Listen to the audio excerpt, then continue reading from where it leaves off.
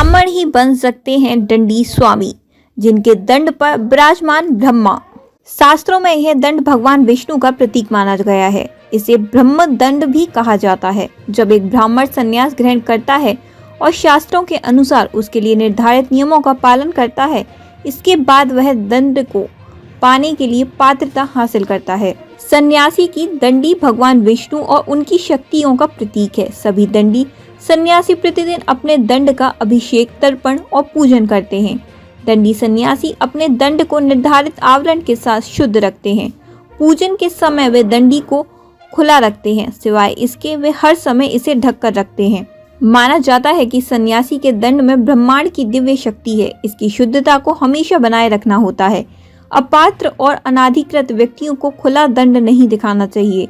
देश में संतों के एक महत्वपूर्ण संप्रदाय दंडी सन्यासी का दावा है कि शंकराचार्य उन्हीं में से चुने गए हैं। दंडी सन्यासी बनने के इच्छुक साधुओं को अपनी शरण में स्वीकार किए जाने से पहले कई बाधाओं को पार करना पड़ता है। दंडी सन्यासी को निधन के बाद जलाया नहीं जाता। ऐसा इसलिए किया जाता है क्योंकि दीक्षा के दौरान ही अंतिम संस्कार की क्रिया को कर दिया जाता है। माना जाता है कि इसी दौरान उन्हें मोक्ष की प्राप्ति हो जाती है और मृत्यु के पश्चात आम लोगों की तरह सन्यासियों को जलाया नहीं जाता, बल्कि इनकी समाधि बनाई जाती है।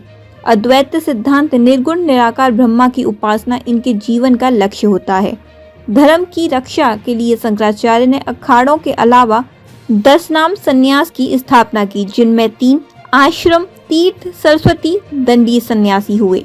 आश्रम का प्रधान मठ शारदा मठ है। इनके देवता सिद्धेश्वर और देवी भद्रकाली होती हैं। तीर्थ दर्शना सन्यासी आश्रम के ही समस्त आचरण को अपनाते हैं। तीसरा नाम सरस्वती है, जो श्रृंगेरी मठ के अनुयायी होते हैं। दंडी स्वामी खुद नारायण के अवतार होते हैं। दंडी स्वामी के दर्शन मात्र से ही नारायण दर्शन और आशीर्वाद पाने की मान्यता है। कहते हैं कि अगर कुंभ में दंडी स्वामी की सेवा दर्शन नहीं किए तो कुंभ स्नान जप तप अधूरा माना जाता है।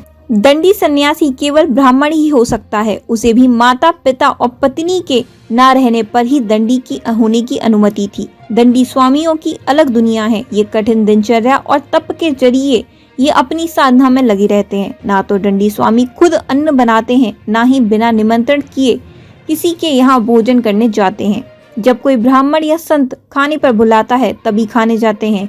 इन पर माँ लक्ष्मी का आशीर्वाद होता है। धर्म, अध्यात्म, सनातन संस्कृति का ध्वज वाहक आपका अपना चैनल धर्म संदेश विश्व के सबसे बड़े धार्मिक मेला प्रयागराज महाकुंभ की पल पल की जानकारी लेकर आ रहा राम भैया के साथ। कुंभ की हर धार्मिक गतिविधियों, अखाड़े की जानकारी के लिए हमारे चैनल को लाइक और सब्सक्राइब करें। सनातन की बुलंद आवाज।